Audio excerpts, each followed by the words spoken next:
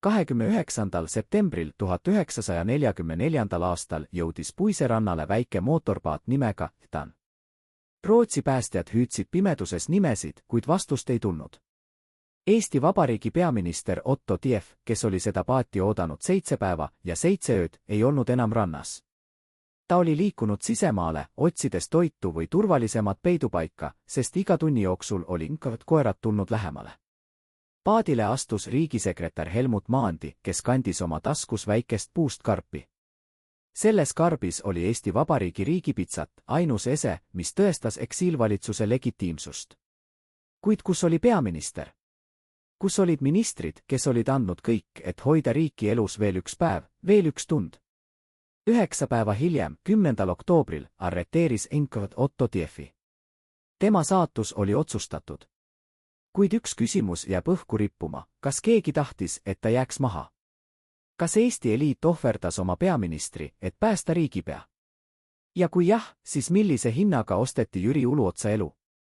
8 päeva varem, 21. septembril, kui Punaarmee oli juba Tallinna lähistel, põgenes Otto Tiefi valitsus pealinnast. Nad ei põgenenud nagu argpüksid. Nad lahkusid, sest Tallinn oli muutunud surmapõrguks, Nõukogude pommitajad kukutasid linna peale tuld ja rauad, tänavad olid täis surnukehi ja varemetest. Tief ja tema ministrid suundusid Läänemaale, Põgari sassi ja Puiserannale, kus Rootsist pidi saabuma päästepaat. Neile oli lubatud, et abi tuleb. Neile oli lubatud, et neid ei jäeta maha. Kuid need lubadused olid antud inimeste poolt, kes ise olid juba turvaliselt Rootsi pinnale jõudnud. Jüri Uluots, peaminister Vabariigi presidendi ülesannetes, Eesti riikliku järjepidevuse sümbol, oli evakueeritud juba 21. septembril, päev enne, kui Tiefi valitsus pidas oma viimase istungi. Uluots ei kõndinud laevale kangelaslikult. Teda kanti kanderaamil, sest ta oli nii nõrk, et ei suutnud iseseisvalt liikuda. Ta põdes kaugele arenenud maavähki, tema keha oli juba surmasuus. Kuid tema meel oli selge. Ta teadis, mida ta teeb. Ta teadis, et tema lahkumine tähendab, et keegi teine peab jääma. Keegi teine peab hoidma lippu lehvimas. Keegi teine peab seisma silmitsi NKVD-ga. Kas Jüri Uluots andis Otto Tiefile käsu jääda? Või oli see Tiefi enda valik? Allikad vaiellevad. Mõned väidavad, et Uluots palus Tiefil jääda Tallinna viimase hetkeni, et hoida lippu lehvimas, et näidata maailmale, et Eesti Vabariik eksisteerib ja osutab vastupanu. Teised väidavad, et see oli Tiefi enda initsiatiiv, et Uluots soovitas tal kohe koos temaga evakueeruda, kuid Tief keeldus, sest valitsuse töö oli pooleli. Kuid kas see on tõde? Või on see lihtsalt ilus legend, mida räägitakse, et päästa Uluotsa maine? Sest vaatame faktidele otsa, Uluots lahkus 21. septembril. Tief jäi. Uluotsale oli organiseeritud laev, pere, turvaline tee. Tiefil lubati paati, mis pidi tulema, varsti. Kuid see paat tuli alles 8 päeva hiljem.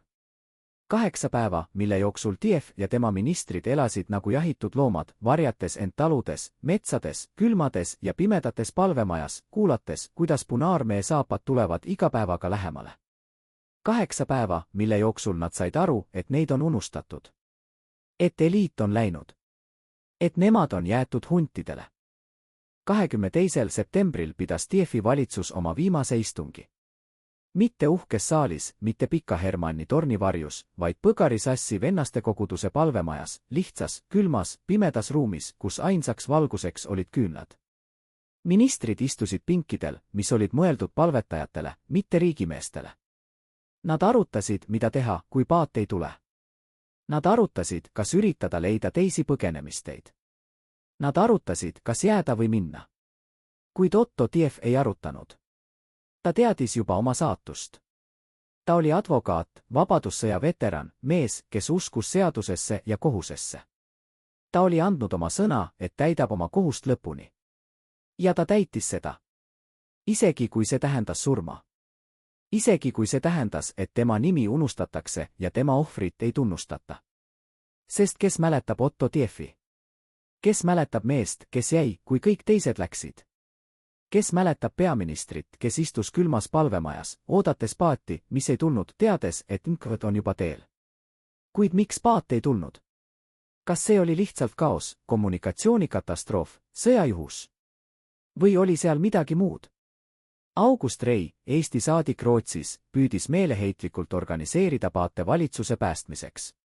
Ta põrkas Rootsi võimude bürokraatia vastu, tormide vastu, kütusepuuduse vastu. Kuid kas ta tegi kõik, mida võis? Või oli tal juba teised prioriteedid? Sest Jüri Uluots oli juba Rootsis. Riigipea oli päästetud. Riiklik järjepidevus oli tagatud. Kas TIEFi valitsus oli lihtsalt üleliigne? Kas nad olid loodud vaid fassaadiks, et jätta lääneriikidele mulje toimivast riigist? Ja kui fassaad oli oma töö teinud, kas siis ei olnud enam vaja pingutada nende päästmise nimel? Need on küsimused, millele pole lihtsaid vastuseid. Kuid need on küsimused, mida peame küsima. Sest kui me ei küsi, siis me ei tea kunagi tõde. Ja kui me ei tea tõde, siis me ei saa kunagi aru, mis hinnaga osteti Eesti Vabariigi ellujäämine.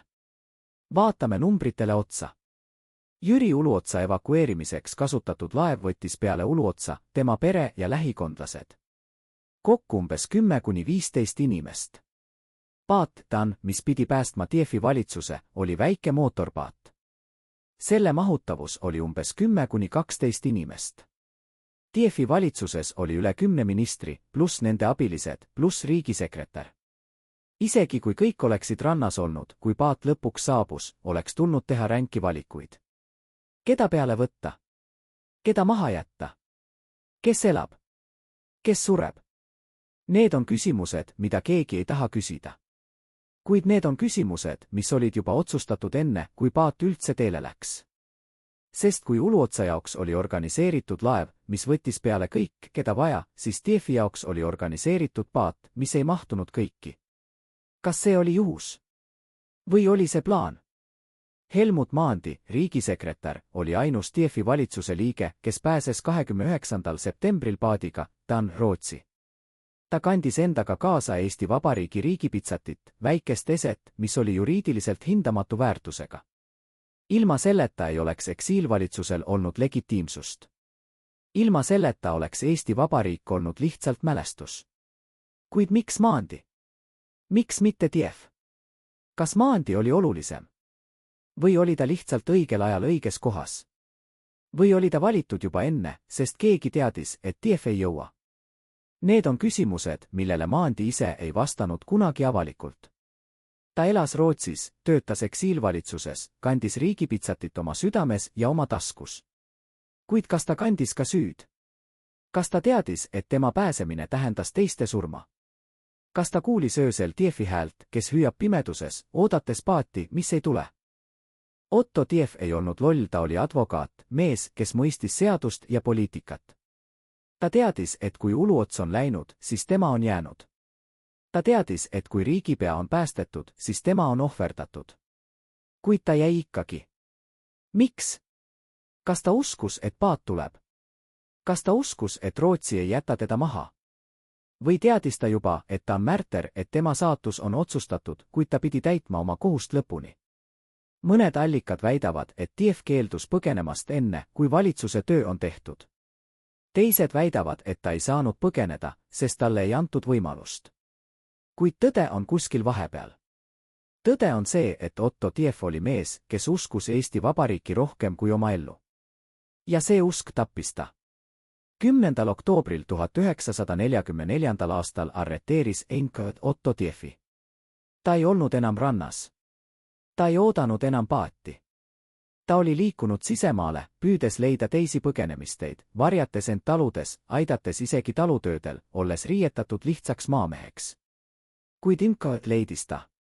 Nad leidsid ta alati. Sest keegi oli rääkinud. Keegi oli reetunud. Või lihtsalt keegi ei tulnud teda päästma. TIEF mõisteti 10 aastaks sunnitööle, Gulagi. Ta elas selle üle. Kuid talle ei lubatud Eestisse naasta. Ta suri 1976. aastal Lätis. Tema matused olid salajased, KGB jälgis neid. See on ülim näide sellest, kuidas süsteem ohverdas oma parimad pojad. Kuid kes oli see süsteem? Kas see oli Nõukogude Liit? Või oli see ka Eesti eliit, kes valis, kes elab ja kes sureb? Jüri Uluots suri Rootsis jaanuaris 1945, vaid mõni kuu pärast oma evakueerumist. Ta sai riiklikud matused. Tema nimi on Eesti ajaloos kangelane, riikliku järjepidevuse sümbol. Kuid kas ta oli ka mees, kes ostis oma elu Otto Tiefi verega? See on küsimus, mida ajalugu ei küsi. Kuid see on küsimus, mida meie peame küsima. Sest kui me ei küsi, siis me ei tea kunagi, mis hinnaga osteti Eesti Vabariigi ellujäämine. Ja kui me ei tea hinda, siis me ei oska hinnata ohvrit. 23. septembril, kui Punaarmee oli juba Tallinna vallutanud, istusid Tiefi ministrid Puise ranniku taludes ja metsades. Nad ei istunud lihtsalt. Nad varjasid end. Nad kuulasid. Iga auto heli, iga koera haukumine, iga samm võis tähendada inkavat saabumist. Nad elasid nagu jahitud loomad, teades, et jahimehed on juba nende jälgedel. Kuid nad ootasid ikkagi. Nad uskusid ikkagi. Nad uskusid, et Rootsi ei jäta neid maha. Nad uskusid, et August Rei, Eesti saadik Rootsis, teeb kõik, et neid päästa. Kuid kas Rei tegi kõik? Või oli tal juba teised prioriteedid? August Rei oli kogenud diplomaat, mees, kes teadis, kuidas süsteem töötab. Ta teadis, et Rootsi valitsus ei taha probleeme Nõukogude Liiduga. Ta teadis, et iga paat, mis läheb Eesti rannale, on risk. Ta teadis, et kui Uluots on juba Rootsis, siis Tiefi päästmine on vähem oluline. Kuid kas ta ütles seda valjusti? Ei. Ta püüdis organiseerida paate. Ta põrkas bürokraatia vastu. Ta põrkas tormide vastu. Ta põrkas kütusepuuduse vastu. Kuid kas ta põrkas ka oma südametunnistuse vastu? Kas ta teadis, et iga päev, mis möödub, on päev, mil Tiefi võimalused vähenevad? Kas ta teadis, et kui paat lõpuks saabub, võib olla juba hilja? Rootsi võimud ei olnud huvitatud Eesti poliitikutest. Nad olid huvitatud stabiilsusest. Nad olid huvitatud sellest, et mitte sattuda konflikti Nõukogude Liiduga. Iga põgenik, kes saabus Rootsi, oli probleem. Iga paat, mis läks Eesti rannale, oli risk. Kuid Jüri Uluots ei olnud lihtsalt põgenik. Ta oli riigipea. Ta oli sümbol. Ta oli mees, kelle päästmine oli poliitiline vajalik. Kuid Otto Tief. Kes oli Otto Tief? Ta oli peaminister, jah. Kuid ta oli peaminister, kes oli ametis olnud vaid mõned päevad. Ta oli peaminister, kellel ei olnud rahvusvahelist tunnustust. Ta oli peaminister, kelle päästmine ei olnud vajalik. Kas see on julm? Jah. Kas see on tõde? Võib-olla. 24. septembril, kui paat Dan oli alles teel, istusid Tiefi ministrid Põgari sassi palvemajas. Nad ei palvetanud. Nad ei laulnud. Nad istusid vaikuses, kuulates tuult, mis ulgus akende taga. Nad teadsid, et aeg tiksub. Nad teadsid, et iga tund, mis möödub, on tund, mil inkavat tuleb lähemale. Kuid nad ei teadnud, et paat on alles teel. Nad ei teadnud, et see saabub alles 5 päeva hiljem. Nad ei teadnud, et kui see saabub, ei ole nad enam rannas. Nad ei teadnud, et nende saatus on juba otsustatud. Otto Tief istus palvemaja nurgas, vaadates küünlaleeki. Ta mõtles oma perele. Ta mõtles oma kohustele. Ta mõtles Eesti Vabariigile. Kuid kas ta mõtles ka Jüri Uluotsale? Kas ta mõtles mehele, kes oli teda ametisse nimetanud, kuid kes oli siis lahkunud, jättes ta maha? Kas ta tundis viha? Kas ta tundis reetnud? Või tundis ta lihtsalt kohust? Kohus täita oma ülesannet lõpuni, isegi kui see tähendas surma. Mõned ministrid hakkasid rääkima põgenemisest. Mitte paadiga, vaid maismaad mööda. Läbi metsade, läbi soode, läbi Nõukogude liinide. Kuid kuhu? Kuhu nad saaksid minna? Saksamaa oli kokku varisemas. Läti oli Punaarmee käes. Leedu oli Punaarmee käes. Ainus tee oli Rootsi. Kuid Rootsi oli üle mere. Ja meri oli täis Nõukogude patrullpaate. Nad olid lõksus. Nad teadsid seda. Kuid nad ei öelnud seda valjusti. Nad istusid vaikuses, oodates imet, mis ei tulnud. 25. septembril hakkas meeleheide kasvama. Mõned ministrid hakkasid liikuma rannast sisemaale, otsides toitu, otsides turvalisemat peidupaika. Nad ei liikunud koos. Nad liikusid väikeste gruppidena, et mitte äratada tähelepanu. Kuid see tähendas ka seda, et kui paat lõpuks saabub, ei ole nad kõik rannas. See tähendas, et keegi jääb maha. Keegi ohverdatakse. Kuid kes? Kes otsustab, kes elab ja kes sureb?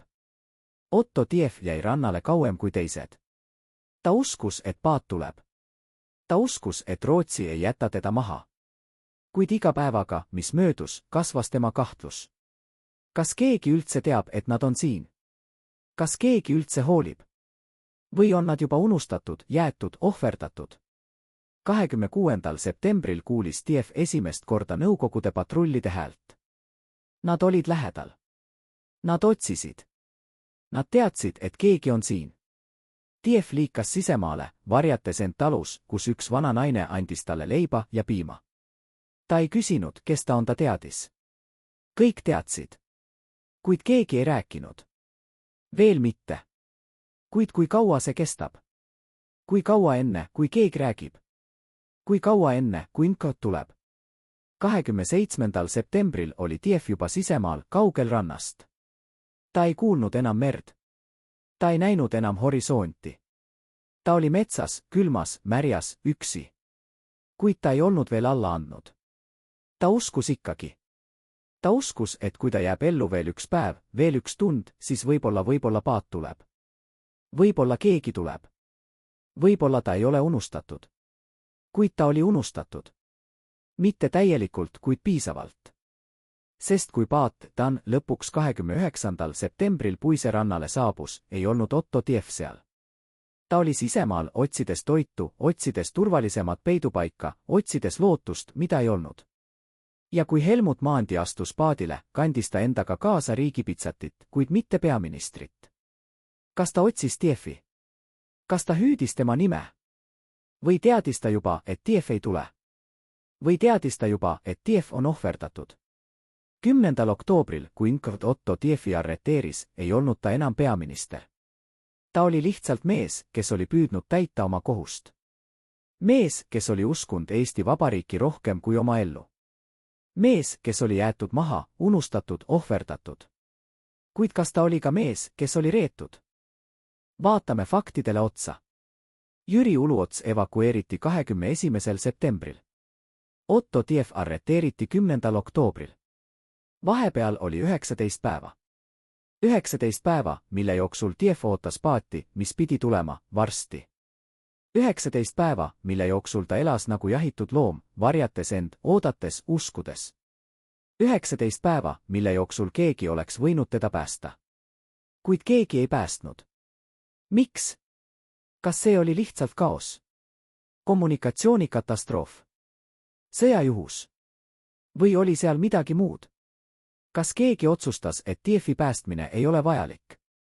Kas keegi otsustas, et riigipea on olulisem kui peaminister?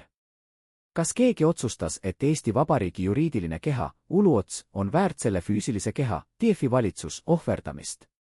Need on küsimused, millele pole lihtsaid vastuseid. Kuid need on küsimused, mida peame küsima.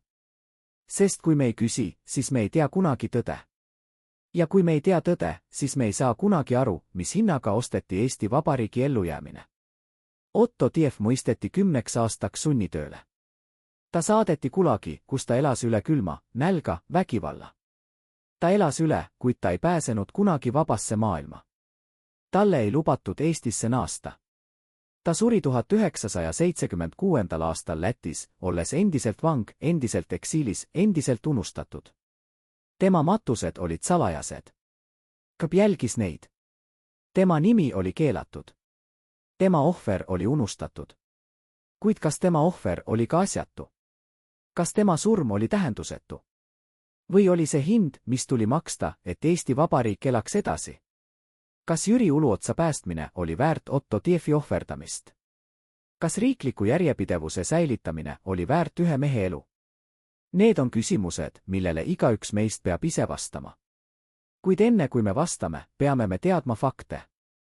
Peame me teadma, mis juhtus. Peame me teadma, kes otsustas. Peame me teadma, mis hinnaga osteti Eesti Vabariigi ellujäämine. Sest kui me ei tea, siis me ei saa kunagi aru, kas see hind oli õiglane. Ja kui me ei saa aru, siis me ei saa kunagi hinnata ohvrit. Ja kui me ei saa hinnata ohvrit, siis Otto Tief suri asjata. Helmut Maandi ei rääkinud kunagi avalikult sellest, mida ta tundis 29. septembril, kui ta astus paadile tant ilma Otto Tiefita. Ta elas Rootsis veel 45 aastat, kandis riigipitsatit nagu püha reliikviat, töötas eksiilvalitsuses, kohtus teiste põgenikega, kes kõik teadsid sama saladust. Kuid öösiti, kui ta oli üksi, kas ta kuulis siis Tiefi häält? Kas ta nägi unes seda tühja randa, kus ta hüüdis nimesid pimeduses, kuid keegi ei vastanud? Maandi lähikondlased mäletavad, et ta ei maganud hästi. Ta ärkas sageli öösiti, higisena karjudes. Kuid ta ei rääkinud kunagi, mida ta nägi. Ta ei rääkinud kunagi, mida ta teadis. Ta viis oma saladuse hauda 1990 aastal. Kuid üks dokument, mis leiti tema isiklikust arhiivust pärast surma, räägib rohkem kui ükski intervjuu oleks saanud. See oli käsitsi kirjutatud kiri, dateeritud 31. detsembriga 1944, vaid 3 kuud pärast põgenemist. Kiri oli adresseeritud August Reile, kuid seda ei saadetud kunagi. Seal seisis, ma ei tea, kas ma tegin õigesti. Ma ei tea, kas ma võisin teha teisiti. Kuid ma tean, et iga kord, kui ma vaatan riigipitsatile, näen ma nende nägusid, kes jäid maha. Ja ma küsin endalt, kas see ese on väärt nende elusid. See küsimus, kas riigipitsat oli väärt Otto Tiefi elu, on küsimus, mis puudutab iga rahvust, kes on pidanud valima oma sümbolite ja oma inimeste vahel. Kuid Eesti puhul oli see valik eriti julm, sest seda valikut ei teinud rahvas. Seda valikut ei teinud isegi valitsus. Seda valikut tegid mõned inimesed, kes olid juba turvaliselt Rootsi pinnale jõudnud, kes istusid soojas ruumis, jõid kohvi ja arutasid, kellel on prioriteet. Jüri Uluotsal oli prioriteet, sest ta oli riigipea. Helmut Maandil oli prioriteet, sest ta kandis riigipitsatit. Kuid Otto Tiefil? Mis oli tema prioriteet? Ta oli peaminister, jah. Kuid ta oli peaminister, kes oli ametis olnud vaid 4 päeva. Ta oli peaminister, kellel ei olnud rahvusvahelist tunnustust. Ta oli peaminister, kelle nimi ei olnud veel jõudnud välismeediasse. Ta oli peaminister, kes oli asendatav. Kas keegi ütles seda valjusti? Ei. Kuid kas keegi mõtles seda? Jah. Sest kui August Rei istus Stockholmis oma kontoris, vaadates kaarti, kus punased nooled tähistasid Punaarmee liikumist ja sinised punktid tähistasid kohti, kus Eesti põgenikud ootasid päästmist, pidi ta tegema valikuid. Tal ei olnud piiramatult paate. Tal ei olnud piiramatult kütust. Tal ei olnud piiramatult aega. Iga paat, mida ta saatis, oli risk. Iga paat võis sattuda Nõukogude patrullide kätte. Iga paat võis uppuda tormis. Iga paat võis jõuda rannale liiga hilja. Ja kui ta pidi valima, keda päästa, siis ta valis neid, kes olid olulisemad. Kuid kes otsustas, kes on oluline? Kes otsustas, et Jüri Uluots on olulisem kui Otto Tief? Kes otsustas, et riigipitsat on olulisem kui peaminister? Rootsi arhiivides on dokument, mis kannab kuupäeva 23. september 1944. See on sisemine memo Rootsi välisministeeriumist, kus arutletakse Eesti küsimuse üle. Seal on lõik, mis on alla kriipsutatud punase pliiatsiga. Uluotsa evakueerimine oli vajalik, et säilitada Eesti riikliku järjepidevuse fiktsiooni. Tiefi valitsuse evakueerimine on vähem oluline, kuna see valitsus ei oma rahvusvahelist legitiimsust ja selle päästmine võib põhjustada diplomaatilisi komplikatsioone Moskvaga. Kes selle memo kirjutas? Rootsi ametnik, kelle nimi on arhiivis mustendatud. Kuid kas August Rei luges seda memot? Kas ta nõustus sellega? Või võitles ta selle vastu? Me ei tea. Kuid me teame, et paat Dan saadeti teele alles 27. septembril, 6 päeva pärast Uluotsa evakueerumist. 6 päeva, mille jooksul Otto Tief ootas. 6 päeva, mille jooksul Imke tuli lähemale. 6 päeva, mis võisid olla otsustavad. Kuid kas see oli tahtlik viivitus? Või oli see lihtsalt bürokraatia, kaos, sõjajuhus? Rootsi meremehe päevik, kes juhtis paati Dan, annab mõned vihjed. Ta kirjutab 28. septembril, meile öeldi, et missioon on madala prioriteediga. Kütust anti minimaalselt. Kaart oli ebaselge. Koordinaadid olid ligikaudsed. Meile öeldi, et kui me ei leia neid esimesel katsel, siis me ei pea tagasi minema. See on külm, bürokraatlik keel, kuid selle taga on inimeste saatused. Madala prioriteediga tähendas, et kui Otto Tief ei ole rannas, kui ta on liikunud sisemaale, kui ta on varjunud metsa, siis teda ei otsita. Teda ei päästeta. Teda jäetakse maha. Kas Helmut Maandi teadis sellest, kui ta astus paadile? Kas ta teadis, et see on viimane võimalus? Kas ta teadis, et kui Tief ei ole rannas, siis teda ei päästeta? Tema käsitsi kirjutatud kiri viitab, et jah. Ta kirjutab, ma teadsin, et kui ma ei astu paadile, siis ma jään maha. Kuid ma teadsin ka, et kui ma astun paadile ilma teisteta, siis ma kannan seda süüd kogu oma elu. Kuid ta astus paadile. Sest ta kandis riigipitsatit. Ja riigipitsat oli olulisem kui tema südametunnistus. Või vähemalt, nii talle öeldi. Otto Tiefi viimased päevad vabaduses olid täis väikseid, igapäevaseid tragöödiaid, mida ajalugu ei salvesta. Ajalugu salvestab suured sündmused, arreteerimised, hukkamised, sõjad. Kuid ajalugu ei salvesta seda, kuidas mees, kes oli 4 päeva varem Eesti Vabariigi peaminister, istus nüüd külmas talus, söömas kõva leiba ja joovas hapupiima, kuulates, kuidas vana naine räägib oma pojast, kes oli langenud vabadussõjas. Ajalugu ei salvesta seda, kuidas Tief aitas sellel naisel lõhkuda puid, kuigi tema käed värisesid väsimusest ja külmast. Ajalugu ei salvesta seda, kuidas ta istus õhtul akna ääres, vaadates pimedust, oodates helisid, mis võiksid tähendada inkavat saabumist. Ajalugu ei salvesta seda, kuidas ta mõtles oma perele, oma lastele, oma naisele, keda ta ei näinud enam kunagi. Kuid üks inimene salvestas. Leida Kask, noor naine, kes elas samas talus, kus Tief varjas end oktoobri alguses, pidas päevikut. See päevik leiti alles 2005, kui Leida Kase tütar andis selle üle Eesti Rahvusarhiivile. Seal on kirjeldused, mis on nii intiimse ja nii valulikud, et neid on raske lugeda ilma pisarateta. Leida kirjutab 3. oktoobril, täna tuli meile mees, kes ütles, et ta on Otto Tief. Ma ei uskunud alguses. Kuidas saab peaminister olla siin, meie talus, riietatud nagu lihtne maamees? Kuid siis ma nägin tema silmi. Need olid silmad, mis olid näinud liiga palju. Silmad, mis teadsid, et surm on lähedal. Ta ei palunud midagi. Ta lihtsalt küsis, kas ta võib ööbida laudas. Isa ütles, et ta võib ööbida toas. Kuid Tief keeldus. Ta ütles, et ta ei taha meile probleeme tuua. Ta ütles, et kui imkod tuleb, siis nad ei tohi leida teda majast. Ta magas laudas, heina peal, nagu loom. Kuid ta ei olnud loom. Ta oli mees, kes oli andnud kõik oma riigile. Ja tema riik oli ta maha jätnud. Leida Kase päevik jätkub. 4. oktoobril, Tief ei maganud öö läbi.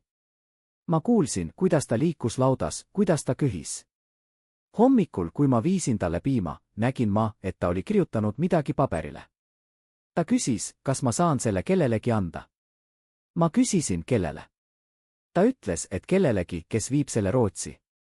Ma lubasin. Kuid ma ei tea, kas ma saan. Ma ei tea, kas keegi läheb Rootsi. Ma ei tea, kas keegi hoolib. See paber, mille Tief kirjutas, ei jõudnud kunagi Rootsi. Leida Kask põletas selle oktoobri keskpaigas, kui imkod tuli külla ja hakkas küsitlema kõiki, kes olid näinud kahtlasi isikuid. Ta põletas selle, et kaitsta oma perekonda. Kuid ta meenutas hiljem, mida seal seisis. Tief oli kirjutanud, ma ei süüdista kedagi. Ma tegin oma kohust. Ma loodan, et teised teevad sama. Kui ma ei pääse, siis palun öelge mu perele, et ma mõtlesin neile lõpuni. 6. oktoobril tuli Leida Kase isa Tiefiga rääkima. Ta ütles, et imkod on külas, et nad küsitlevad inimesi, et nad otsivad valitsuse liikmeid. Ta ütles, et Tief peab lahkuma. Tief nõustus. Ta tänas neid. Ta ütles, et ta läheb metsa, et ta üritab jõuda rannale, et võib-olla tuleb veel üks paat. Leida kirjutab, ma teadsin, et ta valetab. Ma teadsin, et ta teab, et ühtegi paati enam ei tule. Kuid ta ei tahtnud meile lootust võtta. Ta ei tahtnud, et me tunneksime süüd. Ta läks metsa nagu mees, kes läheb jalutuskäigule. Kuid ma nägin tema silmades. Ta läks surma. Kuid Tief ei läinud kohe surma. Ta elas veel 4 päeva. 4 päeva, mille jooksul ta liikas metsas, söömas marju ja juuri, joomas ojast vett, magades puude all. 4 päeva, mille jooksul ta kuulis enkavat koerte haukumist, kuulis patrullide hüüdeid, kuulis, kuidas lõks sulgub. 4 päeva, mille jooksul ta mõtles oma elule, oma valikutele, oma ohvrile. 4 päeva, mille jooksul ta küsis endalt, kas see oli seda väärt. 10. oktoobril, kui enkavat Otto Tiefi leidis, ei olnud ta enam mees, kes oli olnud Eesti Vabariigi peaminister. Ta oli kõhnunud, räpane, väsinud. Tema riided olid katki. Tema nägu oli kaetud habemega.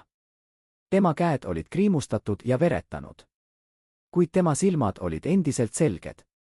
Kui enkavat ohvitser küsis tema nime, vastas ta, minu nimi on Otto Tief. Ma olen Eesti Vabariigi peaminister. Enkavat ohvitser naeratas. Ta ütles, Eesti Vabariiki ei ole enam olemas. Sa oled mitte keegi. Kuid Otto Tief ei olnud mitte keegi. Ta oli mees, kes oli uskunud oma riiki rohkem kui oma ellu. Ta oli mees, kes oli täitnud oma kohust lõpuni. Ta oli mees, kes oli jäetud maha, unustatud, ohverdatud. Kuid ta ei olnud mitte keegi. Ta oli märter. Ja märtrite veri ei kao kunagi. See jääb maa sisse. See jääb ajalukku. See jääb meie südametesse. Enkavat viis Tiefi Tallinna, kus teda üle kuulati. Ülekuulamised kestsid nädalaid. Nad tahtsid teada, kes oli valitsuses. Nad tahtsid teada, kes aitas teda.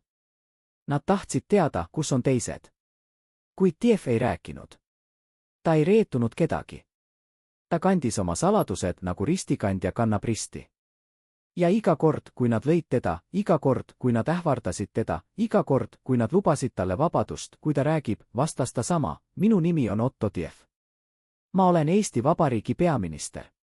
Ja ma ei räägi. Detsembris 1944 mõisteti Otto Tief 10 aastaks sunnitööle. Kohtuistung kestis 20 minutit. Süüdistus oli Nõukogude võimuvastane tegevus ja koostöö fašistidega. Tõendeid ei olnud vaja. Tunnistajaid ei olnud vaja. Kaitsja ei olnud vaja. Kohtunik luges süüdistuse ette, Tief ütles, ma ei tunnista end süüdi ja kohtunik kuulutas otsuse.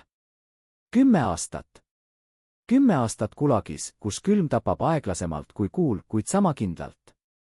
Kuid Otto Tief ei surnud Gulagis. Ta elas üle. Ta elas üle külma, nälga, vägivalla. Ta elas üle, sest ta uskus, et ühel päeval tuleb õiglus. Ta uskus, et ühel päeval räägitakse tõtt. Ta uskus, et ühel päeval mäletatakse tema ohvrit. Kuid see päev ei tulnud tema eluajal. Ta vabanes Gulagis 1954, kuid talle ei lubatud Eestisse naasta. Ta asus Lätti, kus ta elas vaikses vaesuses, jälgitatuna kõige poolt, unustatuna maailma poolt. Ta suri 1976. aastal. Tema matused olid salajased. Tema nimi oli keelatud. Tema ohver oli unustatud. Kuid kas tema ohver oli ka asjatu? Kas tema surm oli tähendusetu? Või oli see hind, mis tuli maksta, et Eesti Vabariik elaks edasi? Sest Eesti Vabariik elas edasi. Mitte Eestis, vaid Rootsis eksiilis paberil. Jüri Uluotsa järglased jätkasid riikliku järjepidevuse säilitamist. Helmut Maandi kandis riigipitsatit. August Rei töötas diplomaadina. Ja ühel päeval, 50 aastat hiljem, kui Nõukogude Liit varises kokku, tuli see paberil olev vabariik tagasi ellu. Eesti sai jälle vabaks. Sinimustvalge lipp tõusis jälle Pika Hermanni torni. Ja Otto Tiefi nimi räägiti valjusti esimest korda pärast 50 aastat. Kuid kas see oli piisav? Kas see oli õiglane? Kas Otto Tiefi ohver oli väärt seda, et Eesti sai vabaks 50 aastat hiljem? Või oleks olnud õigem, kui Jüri Uluots oleks jäänud, kui Otto Tief oleks põgenenud, kui riigipitsat oleks jäänud Eestisse ja kaotatud, kuid peaminister oleks ellu jäänud? Need on küsimused, millele pole õigeid vastuseid. Kuid need on küsimused, mida peame küsima. Sest kui me ei küsi, siis me ei tea kunagi, mis hinnaga osteti Eesti Vabariigi ellujäämine. Ja kui me ei tea hinda, siis me ei oska hinnata ohvrit. Ja kui me ei oska hinnata ohvrit, siis Otto Tief suri asjata. Ja Jüri Uluots ostis oma elu verega, mida ta ei pidanud maksma. Stockholmi arhiivides, lukustatud kapis, mida avati alles 2010, lebab dokument, mida ei pidanud kunagi eksisteerima. See on käsitsi kirjutatud protokoll koosolekust, mis toimus 24. septembril 1944, päev pärast seda, kui Tiefi valitsus pidas oma viimase istungi Põgari Sassi palvemajas, päev enne seda, kui meeleheide muutus paanikas. Koosolekul osalesid 3 inimest, August Rei, Rootsi välisministeeriumi ametnik nimega Lars Bergström ja üks mees, kelle nimi on dokumendis mustendatud, kuid kelle allkiri on endiselt loetav, see kuulub Rootsi luureohvitserile.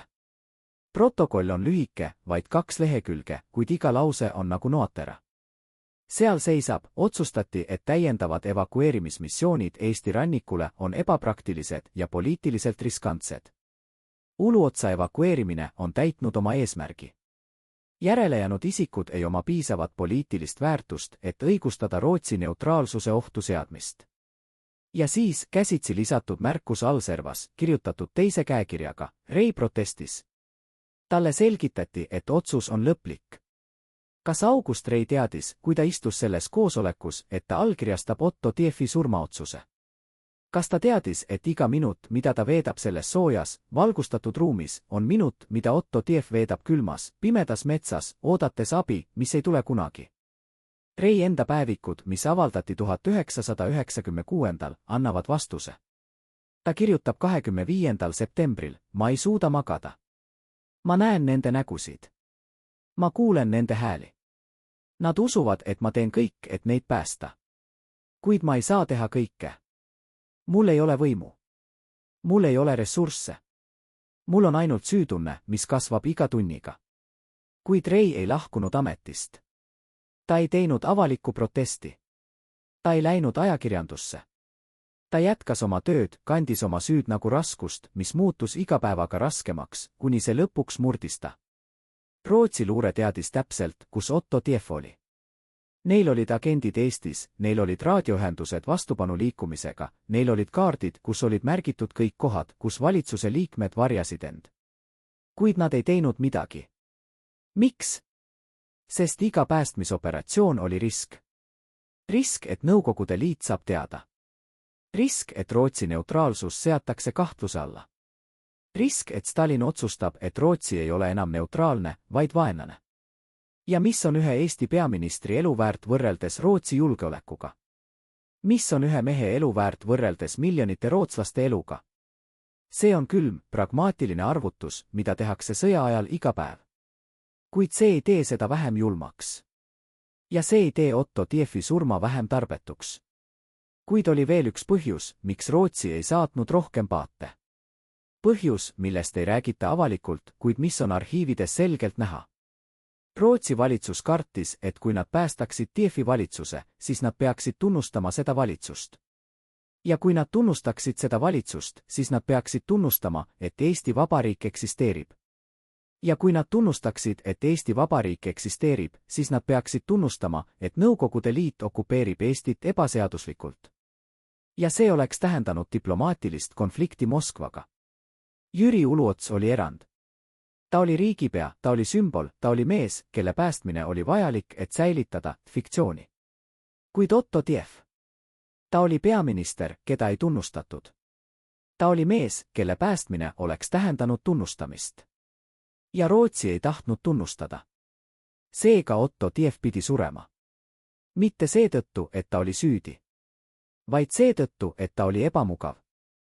Jüri Uluotsa viimased kuud Rootsis olid füüsilise ja vaimse pinaaeg. Vähk sõi teda seestpoolt, iga päev võttis temalt natuke rohkem jõudu, natuke rohkem elu. Kuid see, mis sõi teda veel rohkem kui vähk, oli teadmine.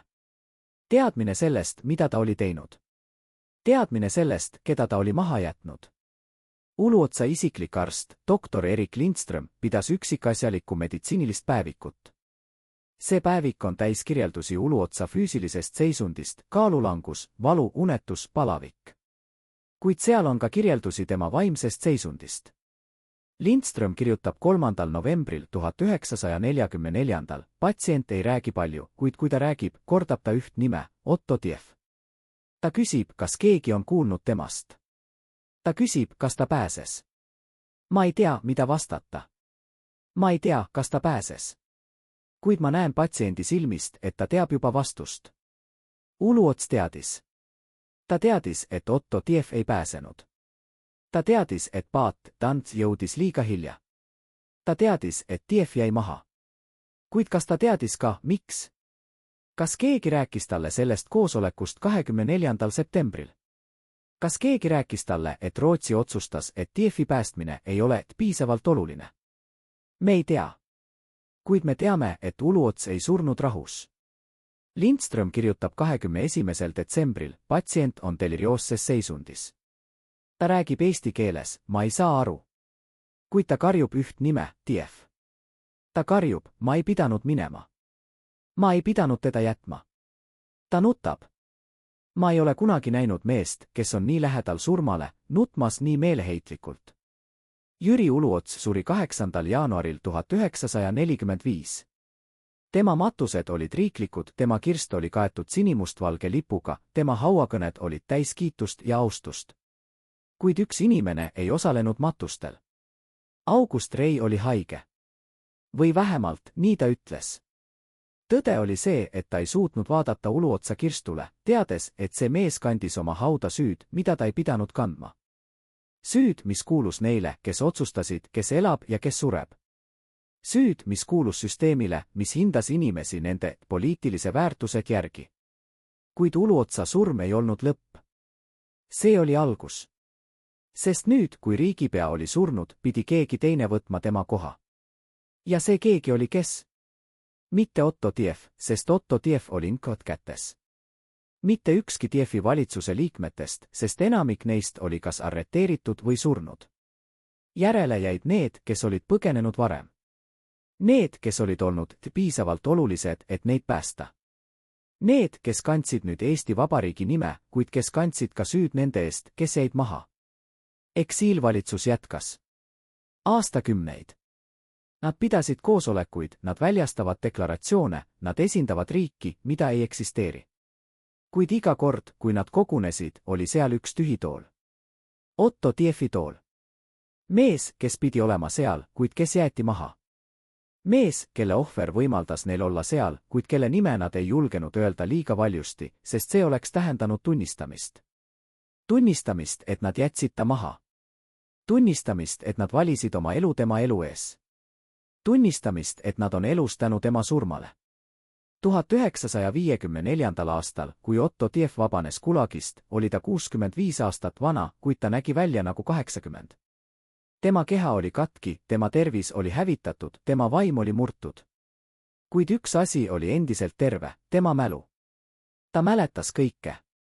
ta mäletas Põgari sassi palvemaja, ta mäletas puiseranda, ta mäletas ootamist, ta mäletas lootust, mis muutus meeleheiteks, mis muutus teadmiseks, et teda on jäetud maha. kuid ta ei rääkinud sellest. mitte avalikult. Sest Kap jälgis teda. iga sõna, mida ta ütles, iga inimene, kellega ta kohtus, iga kiri, mida ta kirjutas, oli jälgitud, salvestatud, analüüsitud. ta elas vaikuses, kandes oma mälestusi nagu raskust, mis muutus iga päevaga raskemaks. kuid ühele inimesele ta rääkis. Jaan Tõnisson noorem, kes oli samuti Gulagi üle elanud, kohtus Tiefiga 1963. aastal Riias. Nad istusid väikeses korteris, jõid teed, rääkisid vanast ajast. ja siis, kui õhtu oli juba hiline ja tee oli juba külm, küsis Tõnisson, Otto, kas sa andestasid neile? Tief vaatas aknast välja, kus Riia tänavad olid tühjad ja pimedad. ta oli vaid pikka aega. ja siis ta ütles, ma ei tea, kellele ma peaksin andestama. Neile, kes jätsid mind maha. või endale, et ma uskusin, et nad tulevad. see küsimus, kellele andestada, on küsimus, mis puudutab iga inimest, kes on kunagi tundnud end reedetuna. kuid Otto Tiefi puhul oli see küsimus eriti julm, sest ta ei teadnud, kes teda reetis. kas see oli Jüri Uluots, kes lahkus ja jättis ta maha? kas see oli August Rei, kes ei suutnud organiseerida piisavalt paate? kas see oli Rootsi valitsus, kes otsustas, et ta ei ole piisavalt oluline?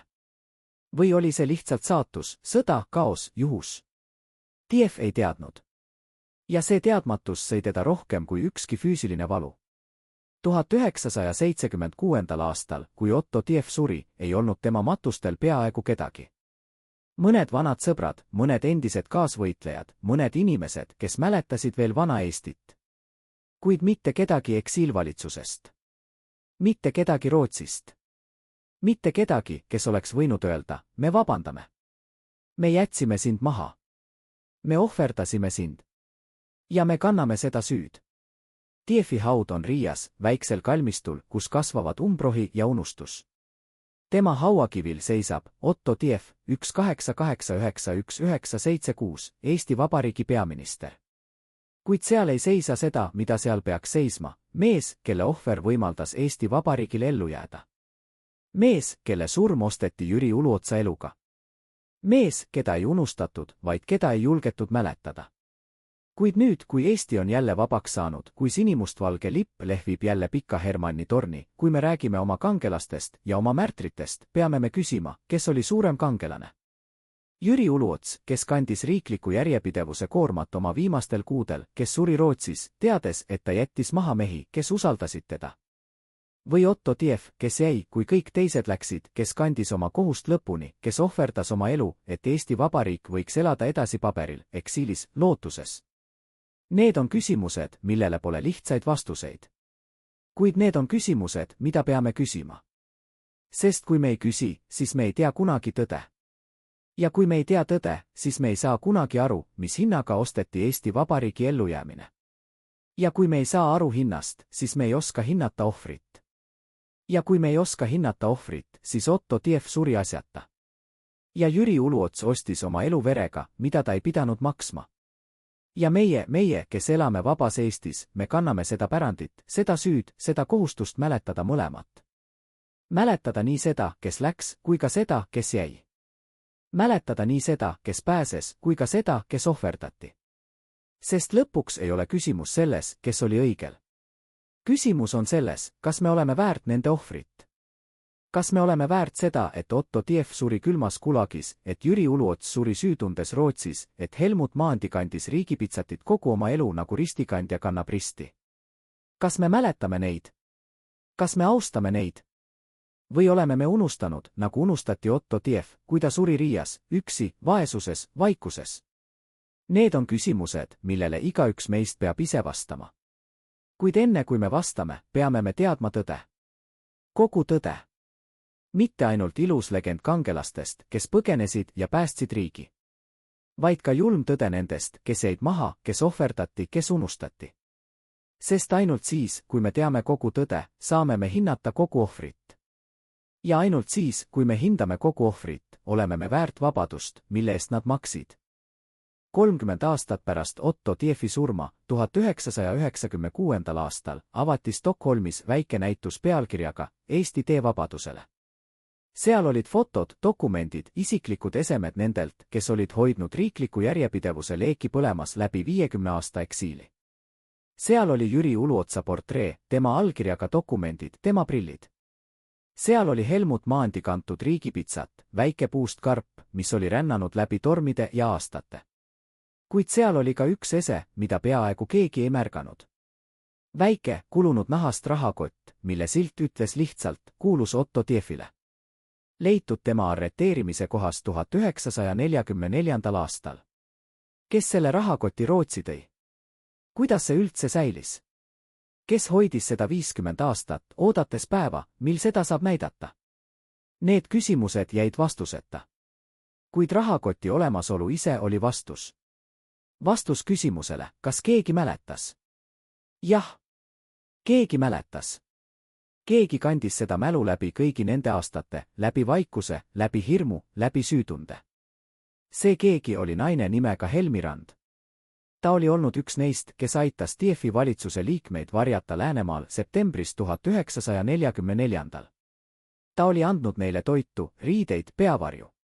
Ja kui Inkov tuli, kui nad küsitlesid teda, kui nad ähvardasid teda, ei rääkinud ta. Ta kandis oma vaikust nagu kilpi. Kuid pärast sõda, kui ta ise põgenes Rootsi, võttis ta endaga kaasa selle rahakoti. Otto Tief oli selle unustanud ühtetallu, kus ta oli varjanud end. Helmi leidis selle, teadis, kellele see kuulus, ja otsustas, et ühel päeval peab see jõudma tagasi. Tagasi Eestisse. Tagasi ajalukku. Tagasi mällu. Helmi Rand ei elanud seda päeva nägemiseks. Ta suri 1991. aastal, vaid mõned kuud enne Eesti taasiseseisvumist. Kuid enne surma andis ta rahakoti üle oma tütrele koos ühe sõnumiga: ütle neile, et Otto Tief ei surnud asjata. Ütle neile, et keegi mäletas. Ütle neile, et tema ohver ei ole unustatud. Ja nii see rahakott jõudis näitusele. Väike, tühine ese, mis kandis endas kogu selle loo raskust. Loo mehest, kes jäeti maha. Loo mehest, kes ohverdati. Loo mehest, keda ei unustatud, kuigi teda ei julgetud mäletada. Kuid oli veel üks dokument, mis ei jõudnud kunagi näitusele. Dokument, mis leiti alles 2021.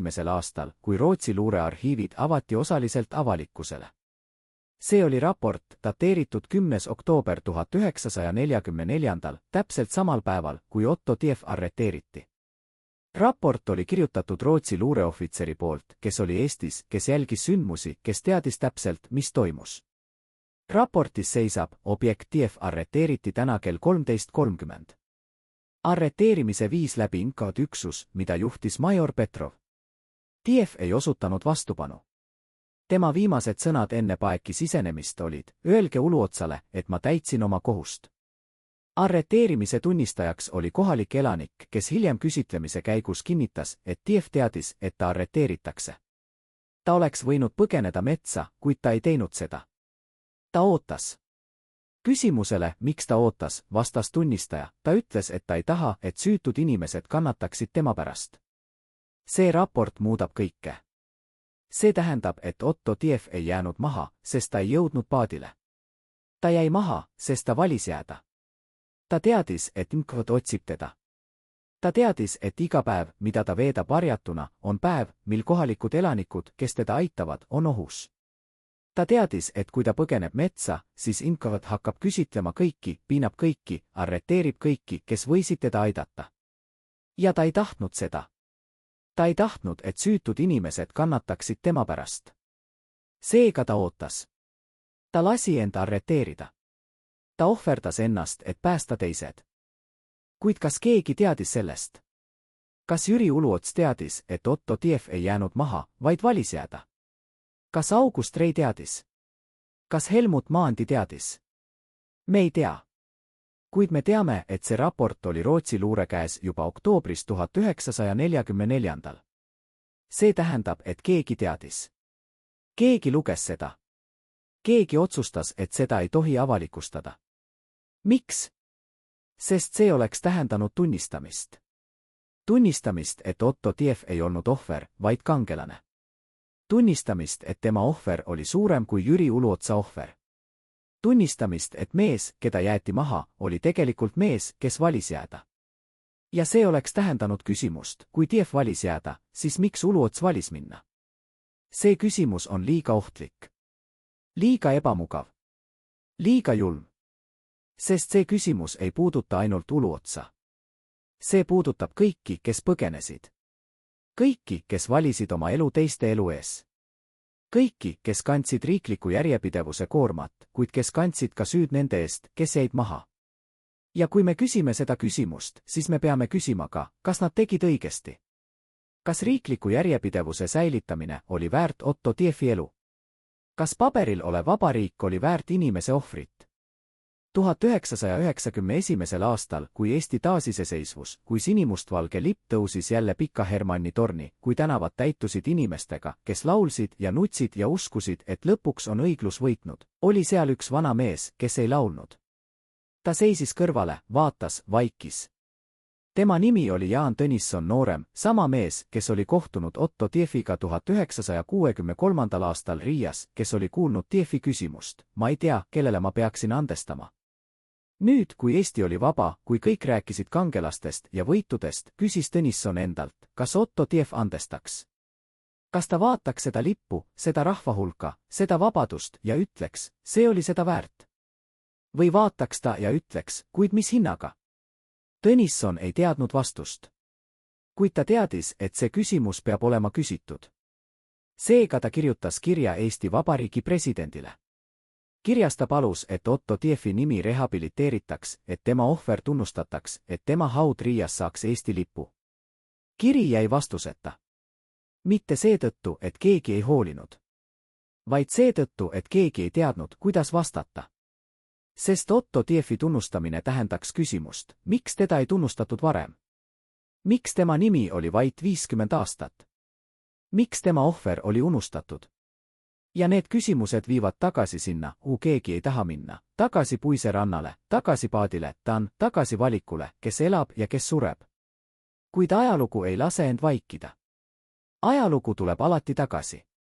Ja Otto Tiefi ajalugu tuli tagasi 2005. aastal, kui Eesti Rahvusarhiiv avaldas leida kasepäeviku. Päeviku, kus oli kirjeldatud Tiefi viimased päevad vabaduses. Päeviku, kus oli kirjeldatud, kuidas ta magas laudas nagu loom, kuidas ta kirjutas kirja, mida ei saadetud kunagi, kuidas ta läks metsa nagu mees, kes läheb surma. See päevik lõi laineid. Ajakirjanikud hakkasid küsimusi esitama. Ajaloolased hakkasid uurima. Ja aeglaselt, väga aeglaselt, hakkas tõde tulema välja. Tõde selle kohta, et Otto Tief ei jäänud maha, vaid valis jääda. Tõde selle kohta, et Rootsi teadis täpselt, kus ta oli, kuid otsustas, et ta ei ole piisavalt oluline. Tõde selle kohta, et eksiilvalitsus kandis seda süüd läbi kõigi nende aastate, kuid ei julgenud seda tunnistada. Tõde selle kohta, et Eesti Vabariigi ellujäämine osteti Otto Tiefi verega. Ja see tõde on julm. Kuid see on tõde, mida me peame teadma. 2009. aastal, 65 aastat pärast Otto Tiefi arreteerimist, paigaldati Tallinna südalinna väike mälestuskivi. Kivil seisab Otto Tief, Eesti Vabariigi peaminister, kes ohverdas oma elu, et Eesti võiks elada. Kivi avamisel oli vähe inimesi. Mõned ajaloolased, mõned poliitikud, mõned vanad inimesed, kes mäletasid veel. Kuid seal oli ka üks naine, kes seisis kõige eemal, kes ei rääkinud kellegagi, kes lihtsalt vaatas kivi ja nuttis. Tema nimi oli Leida Kase tütar. Ta oli toonud endaga kaasa oma ema päeviku. Ja pärast tseremooniat, kui kõik olid läinud, pani ta päeviku kivi juurde, koos ühe sõnumiga, ema kandis seda mälu 60 aastat. Nüüd on see teie mälu. Ärge unustage. Otto Tiefi lugu ei lõppe mälestuskiviga. See ei lõppe päevikutega. See ei lõppe isegi tõega. Sest tõde on ainult pool loost. Teine pool on küsimus, mida me teeme selle tõega? Kas me tunnustame ohvrit? Kas me tunnistame süüd? Kas me õpime sellest? Või jätkame me sama mustrit, ohverdame neid, kes on vähem olulised, et päästa neid, kes on olulisemad? Jüri Uluotsa pere elas Rootsis au sees. Tema lapsed said hariduse, tema lapselapsed said vabaduse. Helmut Maandi elas pikka elu, kandis riigipitsatit, töötas eksiilvalitsuses, sai tunnustust. August Rei suri vanaduses, olles austatud diplomaat. Kuid Otto Tiefi pere. Tema naine arreteeriti Inka poolt 1945. aastal. Tema lapsed kasvasid üles orbudena, kandsid rahvavaenlase perekonna häbimärki. Tema lapselapsed ei teadnud aastakümneid, et nende vanaisa oli Eesti Vabariigi peaminister. Sest see nimi oli keelatud. See nimi oli ohtlik. See nimi oli unustatud. Kuid nüüd, kui Eesti on vaba, kui me võime rääkida vabalt, kui me võime küsida küsimusi, mida ei tohtinud küsida, peame me küsima, kas me oleme väärt Otto Tiefi ohvrit. Kas me mäletame teda? Kas me austame teda? Või oleme me jälle unustanud, nagu unustati ta 50 aastat tagasi? Stockholmi arhiivides on endiselt dokumente, mida ei ole avaldatud. Dokumente, mis räägivad sellest, kes otsustas, kes elab ja kes sureb. Dokumente, mis räägivad sellest, kes teadis ja kes vaikis. Dokumente, mis räägivad sellest, mis hinnaga osteti Eesti Vabariigi ellujäämine. Need dokumendid on endiselt lukustatud. Mitte seetõttu, et need on salajased. Vaid seetõttu, et need on ebamugavad. Sest need dokumendid küsivad küsimusi, millele me ei taha vastata. Küsimusi nagu, kas riik on väärt inimese elu? Kas sümbol on väärt ohvrit? Kas järjepidevus on väärt südametunnistust? Need on küsimused, millele pole õigeid vastuseid. Kuid need on küsimused, mida peame küsima. Sest kui me ei küsi, siis me ei tea kunagi, mis hinnaga osteti meie vabadus. Ja kui me ei tea hinda, siis me ei oska hinnata vabadust. Ja kui me ei oska hinnata vabadust, siis Otto Tief suri asjata. Kuid võib-olla ta ei surnud asjata. Võib-olla tema ohver õpetab meile midagi, mida me peame õppima. Õpetab meile, et iga valik, mida me teeme, on valik kellegi elu ja kellegi surma vahel. Õpetab meile, et iga kord, kui me ütleme, see on olulisem kui too, ohverdame me kedagi. Õpetab meile, et ajalugu ei ole lihtsalt kangelaste ja kurikaelade lugu. See on lugu valikutest. Valikutest, mida tehakse soojas ruumis, kaugel lahinguväljast, kaugel külmast rannast, kaugel nendest, kes ootavad abi, mis ei tule kunagi. Ja võib-olla kõige olulisem õppetund on see, me ei tohi kunagi unustada neid, kes jäid maha. Mitte seetõttu, et nad olid nõrgad. Mitte seetõttu, et nad olid ebaõnnestunud. Vaid seetõttu, et nad olid ohverdatud. Ohverdatud süsteemi poolt, mis hindas neid vähem olulisteks. Ohverdatud valikute poolt, mida tegid inimesed, kes ei pidanud kunagi kandma nende valikute tagajärgi. Ohverdatud ajaloo poolt, mis kirjutab ainult võitjate lugusid, kuid unustab kaotajate ohvrid. Otto Tief oli kaotaja. Ta kaotas oma vabaduse, oma tervise, oma elu. Kuid kas ta kaotas ka oma au? Ei. Sest au ei tule võidust. Au tuleb ohvrist. Ja Otto Tiefi ohver oli suurim ohver, mida inimene saab tuua, ta andis oma elu, et teised võiksid elada. Ta jäi, et teised võiksid minna. Ta kandis risti, et teised võiksid kanda lippu. Ja nüüd, kui me vaatame seda lippu, mis lehvib Pika Hermanni torni, peame me küsima, kas me näeme ainult lippu? Või näeme me ka neid, kes kandsid seda lippu läbi pimeduse, läbi valu, läbi surma? Kas me näeme ainult vabadust? Või näeme me ka hinda, mis maksti selle vabaduse eest? Sest lõpuks ei ole küsimus selles, kes oli kangelane ja kes oli ohver. Küsimus on selles, kas me mäletame mõlemat. Kas me austame mõlemat? Kas me õpime mõlemast? Jüri Uluots kandis riikliku järjepidevuse koormat oma viimastel kuudel, teades, et ta jättis maha mehi, kes usaldasid teda. Otto Tief kandis oma kohust lõpuni, teades, et teda on jäetud maha. Mõlemad kandsid oma risti. Mõlemad maksid oma hinna. Kuid ainult üks neist sai riiklikud matused. Ainult üks neist sai ajalukku kangelasena. Ainult üks neist sai mälestatavaks. Kuid nüüd, kui me teame tõde, peame me küsima, kas see on õiglane?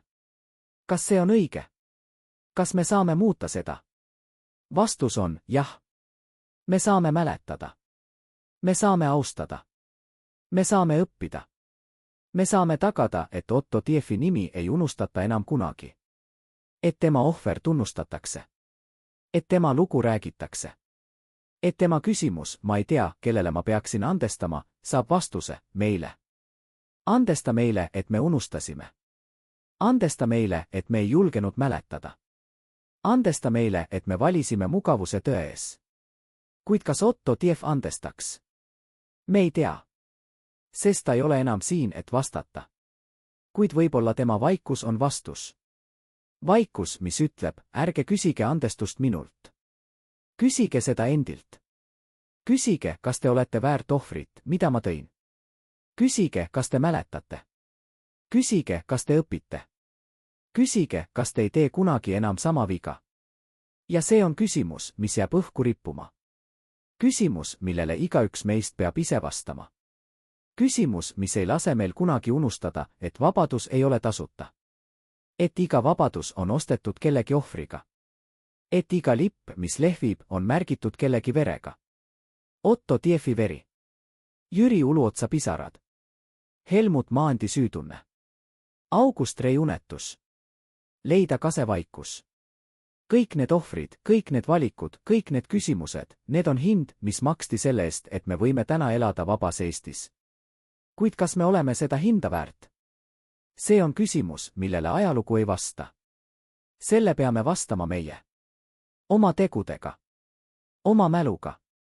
Oma austusega nende vastu, kes jäid maha, et meie võiksime minna edasi.